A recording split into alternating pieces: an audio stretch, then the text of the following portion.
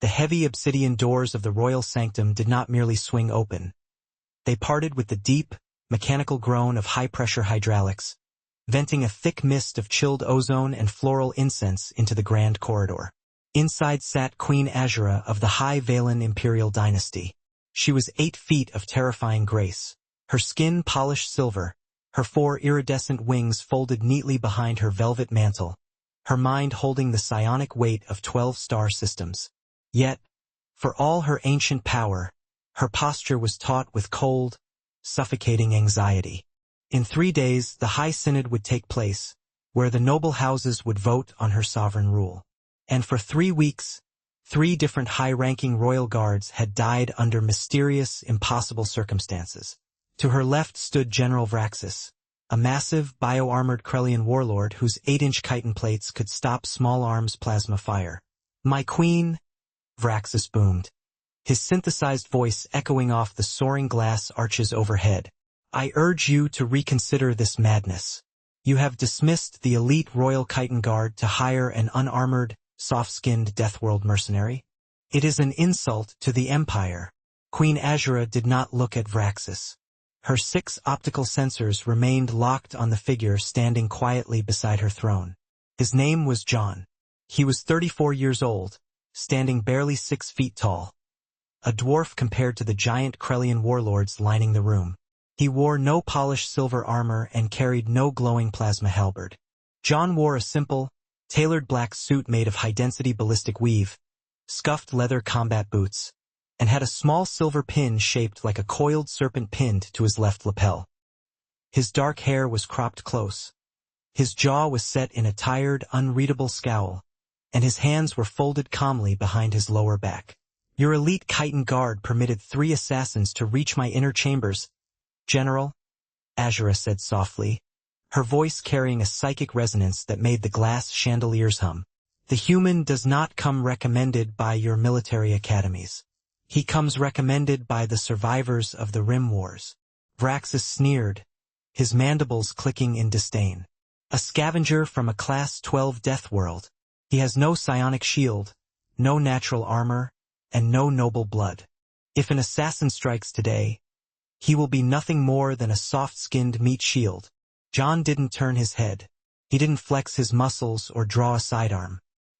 He simply adjusted his black necktie with 2 fingers, took a slow, quiet breath, and kept his pale blue eyes scanning the upper balconies of the grand hall with absolute, mechanical focus.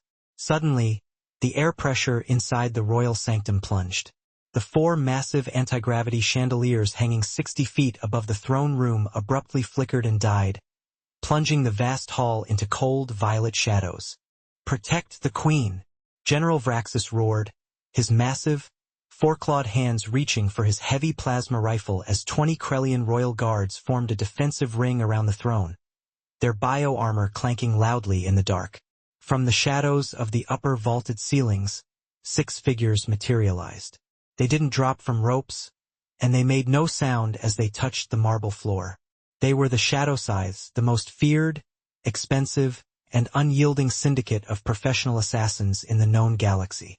Each assassin stood 7 feet tall, wrapped in light-bending cloaking suits, wielding dual monomolecular blades capable of slicing through starship hull plates like wet paper. For 200 years, no target marked by the Shadow Scythes had ever lived to see another sunrise.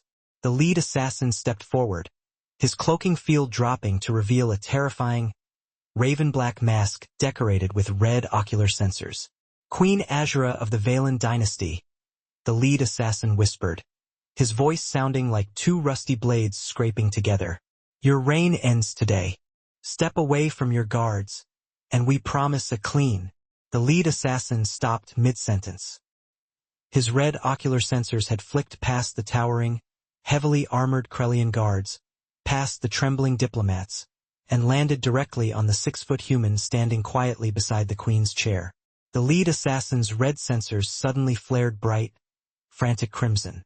His monomolecular blade, held in a lethal high guard, began to visibly tremble. "Target identified," the lead assassin rasped, his voice dropping an octave lower, cracking with an emotion no one in the room had ever heard from a Shadow Scythe before. absolute primal terror.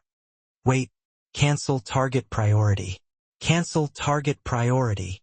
The 5 assassins behind him froze, their cloaking fields flickering wildly as they scanned the human in the black suit. Leader, what is the delay? The second assassin hissed, raising his blade. The queen is unprotected. The human is unarmored. You fools! The lead assassin shrieked, backing up 2 full steps, his boots slipping on the polished marble. Look at his lapel. Look at his pin. The 5 assassins zoomed their optical sensors onto the small silver serpent pinned to John's black jacket. In a fraction of a second, the entire 6-man strike team took 3 collective steps backward. The ghost of Sector 4, the second assassin whispered, his voice shaking so violently his optical mask glitched. The one who dismantled the entire Iron Syndicate in the Outer Rim with a trench knife and a sidearm. The one who survived the orbital bombing of Dresden 9. Another gasped, his claws dropping an inch. Queen Azura leaned forward on her throne, her 6 optical sensors wide with quiet, profound shock. General Vraxis stood frozen, his heavy plasma rifle half-raised, staring in total disbelief as the galaxy's deadliest killing machine backed away from a 6-foot human in a suit. Human, the lead assassin stammered, raising his trembling hands in a universal sign of tactical surrender. We were not informed you were under contract for this house. Our contract was for the Queen, not for an engagement with a Terran Spectre. John slowly took his hands out from behind his back. He didn't draw a plasma rifle. He didn't activate an energy shield. He unbuttoned the top button of his suit jacket, reached into his inner pocket, pulled out a small, metallic silver lighter, and flicked it open with a sharp, metallic click. A tiny, yellow chemical flame danced in the dim violet light. You've got 3 seconds, John said. His voice wasn't raised. He didn't yell. It was a low, raspy, gravelly whisper that carried across the silent room like a cold iron blade sliding across stone. 3 seconds to drop your blades and hit the floor, John continued, bringing the flame up to light a thin paper cigarette between his lips. Or I stop being polite. The lead assassin didn't wait for 2. He didn't even wait for 1. Clatter. The monomolecular blade, a weapon worth 40,000 credits, was instantly dropped onto the marble floor. The lead assassin slammed his knees onto the cold stone, threw his 4 hands behind his head, and pressed his face flat against the ground. Surrender. We execute immediate unconditional surrender. The lead assassin screamed into the floorboards. The remaining 5 elite assassins didn't hesitate for a single microsecond. They dropped their weapons in a chaotic flurry of clattering steel and slammed themselves face first onto the marble beside their leader, shivering in complete, unadulterated terror. The entire royal sanctum fell into a dead, suffocating silence. 20 heavily armored Krellian guards stood with their mouths hanging open inside their helmets. General Vraxis's lower claws twitched in blind, utter confusion, his mind completely unable to process what his eyes had just witnessed. John snapped his silver lighter shut with a quiet clack, took a slow, deep pull of his cigarette, and blew a thin wisp of gray smoke toward the high ceiling. He turned his head, looking down at the kneeling assassins, then over at the stunned queen. Contracts cleared, Your Highness, John said smoothly, adjusting his cuffs.